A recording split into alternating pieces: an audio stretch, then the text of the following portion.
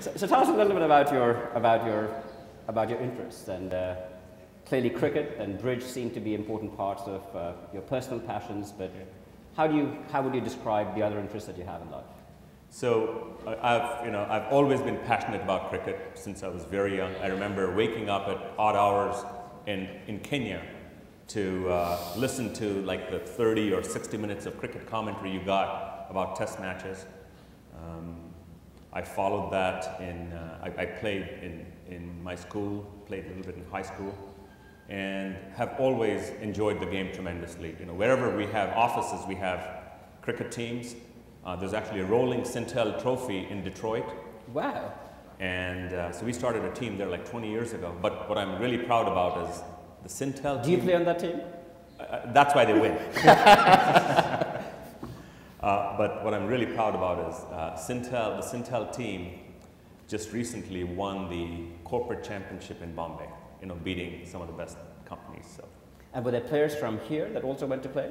No, this is the locals. The players here play in other tournaments as well. Okay. So I've enjoyed it tremendously. So I know you also represented India in the World Bridge Championships. Can you say a little bit about that? And how did you fall in love with playing bridge, and how much did that mean to you? I enjoy bridge tremendously. I got into it in the IIT, you know, spent countless hours playing bridge. Actually, the 1 year that I worked in India for the Tatas, I spent almost all my time when I was not at work playing bridge in local tournaments, and really enjoyed it. I enjoyed the competitive aspect of tournament bridge, and I enjoyed the fact that there was a little bit of luck, but several elements that got into it. It was judgment, luck, and competitive nature that I really enjoyed. And yeah, I was fortunate to represent India in the 1994 World Championships. And the moment there that I will never forget is the final round-robin round where we were playing Pakistan. Now this Pakistan team had actually reached the World Championship finals a few years back. If we were out of it by that time. If we lost, Pakistan entered the knockout stage. And if we won, then this other team headed by Benito Garozzo, who's like the god of bridge, would go into the next round. So I took it as both a call from God and a call from the country, and we were fortunate to beat Pakistan in that round. And you know, that to me, I feel there's no greater glory than playing for India and beating Pakistan. Tell me a little bit about your foundation and what you hope to accomplish through your foundation, and the passions that you're pursuing through your foundation. So, you know, we started this foundation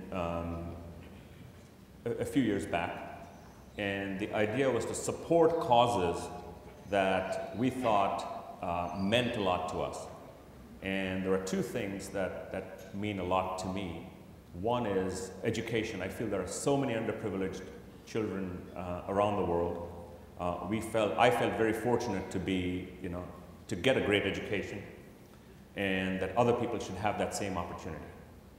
I also very strongly believe that entrepreneurship is probably, at a global level, is probably the most important element that will bring a peaceful world.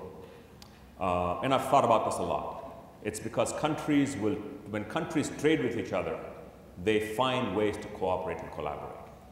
So I believe so strongly in it that we also want to promote entrepreneurship quite a bit. So these are my two passions, and these are the ones that we want to support in our foundation. You know, from everything you've described, I mean, entrepreneurship and being an entrepreneur, running a company like Sintel, is clearly a 24/7 passion.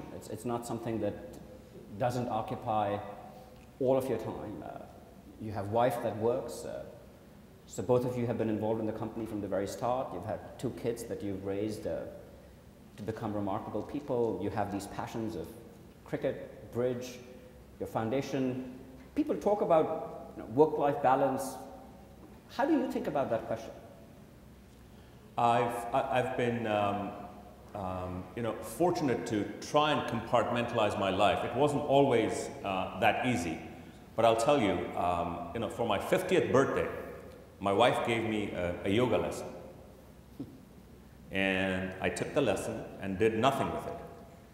So for my 51st birthday, I get a yoga lesson. She's giving you a message. I thought so.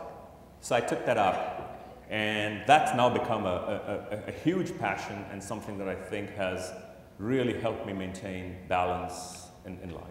How much time a day do you spend doing yoga?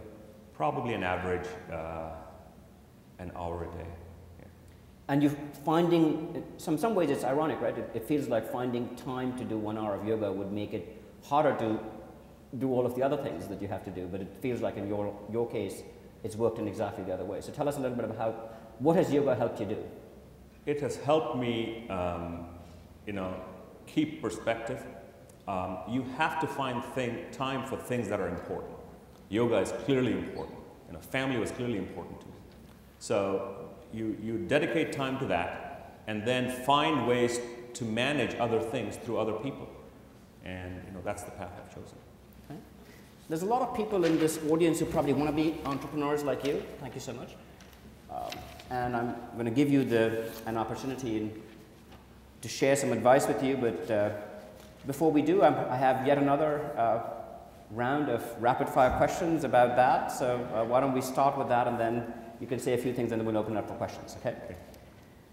So if you were giving advice to the next generation of people, what would you say? Work for a prestigious company, or strike it out on your own? Strike it out on your own.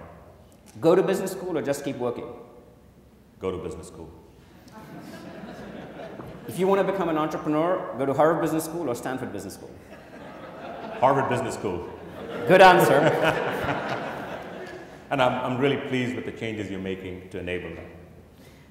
If you had to work for a FMCG company, which one would you choose? Which one would you recommend? P&G, Nestle, or Unilever? P&G.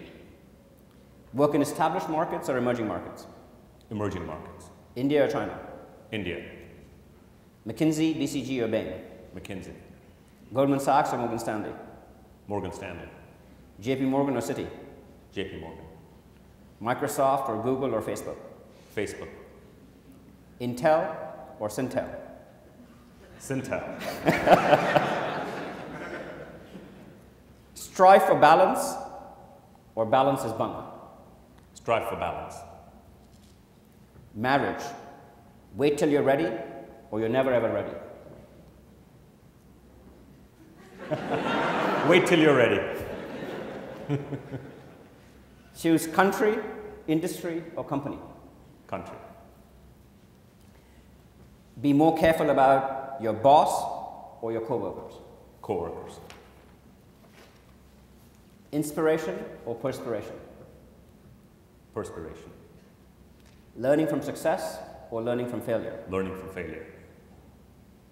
Leveraging your strengths or improving your weaknesses? Leveraging your strengths. Make money or make a difference? Make a difference. So what advice would you have? You have so many bright young people here. My single most important advice is, pick a path that you're passionate about and follow it, and you'll do well. Success is so much about deciding what you want to do, persevering, overcoming the obstacles, and achieving what you feel you're going to be proud of. So many people become defensive when they make these decisions, and there's really no reason to do that. So is there something that you have heard from people that is advice that is always given, but in your judgment is wrong advice? Right, so you hear these graduation speeches and people say, do this, do that, and there's always this wisdom and gyan that people give, and you say, here's one piece of gyan that's actually wrong. Be careful. Yeah. So I think a lot of people are of the mindset that you've got to go get a lot of experience before you do a startup. I don't agree with that at all. To do a startup, you just have to jump in. Because, and there's a reason for that. The more you wait, the more risk averse you become. And it's almost like that risk aversion then makes the barrier of thinking about what Much you want to higher. do much higher. Much higher. Yeah. Okay. Well, I want to thank you so much for taking the time to be with My us pleasure. and to share your thoughts. And now I want to encourage people from the audience to come down and ask questions. As you'll see, there are 2 mics that are right at the bottom of the, so please walk up front to these mics and ask your question. And I'm going to be ruthless about the fact that these need to be questions. Questions can be asked typically in 1 sentence. So if you're going to try to do that, then you will be allowed to, otherwise I'm just going to cut you off and I'm going to say to Bharat to not answer the question. So please, go ahead. Would you mind if I give you 2 sentences? Okay. Basically, I look at you and you're extremely successful, both of you. You're the first American dean of Harvard Business School. Last week I met Kal Penn, who is an amazing American Indian. And I look back at my company where I worked, and the top stars are also Indian Americans. Yeah, Fareed Zakaria and Sanjay Gupta. My question is, do you think people like you help US-India relations? And also, do you think as a group, we are not exercising our political power in the US? Right. What's your gyan on that? We can both answer that. Why don't you answer it as well? Yeah, I think people who are successful anywhere in the world of Indian origin, I think have helped establish stronger ties between India and those countries. I feel that way too. I think that this, even if you're successful in the United States, your success at least causes other people to think about India because they see you as someone who's of Indian or South Asian origin. So even that, even the mere recognition that people from those parts of the world can be successful helps open up, even if you don't do it directly, some opportunities for you to help form relationships between South Asia and people in the United States. Do we exercise enough of our political power collectively? I'm not sure that we have yet gotten to the point where we collectively are able to be as powerful a group as some other countries clearly are who have a similarly large representation of people in this country. But what is very exciting to me is how many young Indians are now joining the political process. I was involved early on in supporting Bobby Jindal, even though I don't agree with his politics, simply because I thought it was important for people of South Asian origin to be a part of the political process. And his example, now I'm sure many of you are besieged every day. I probably get 20 requests now from people all over the country who are standing for office, whether it's to become a state senator or for national politics. That process of getting engaged in politics directly, which is what so many more Asian Americans are now trying to do, and particularly South Asians are trying to do, I think it's a very welcome sign in terms of what's going on and in the US political scene and how Indians are getting involved in that as well. Why don't we ask the question, next question. Morning, Mr. Desai and Dean Noria. My question is, India is the greatest hub for the outsourcing business, and these days the countries like US are little apprehensive for outsourcing to other countries and retaining their jobs within the country. So do you think that that will impact the outsourcing business in India, and if yes, like what's your response for that? So if I understand your question correctly, Indian outsourcing industry has been successful, but companies are looking for other countries, so would that impact India's growth? Is that your question? Also that, you know, the American polity and with this anxiety about job growth and high unemployment, there's a great resistance now. People are creating incentives for onshoring. People say, well, let's be... So how would you respond to what that will imply for the future of this business? Right.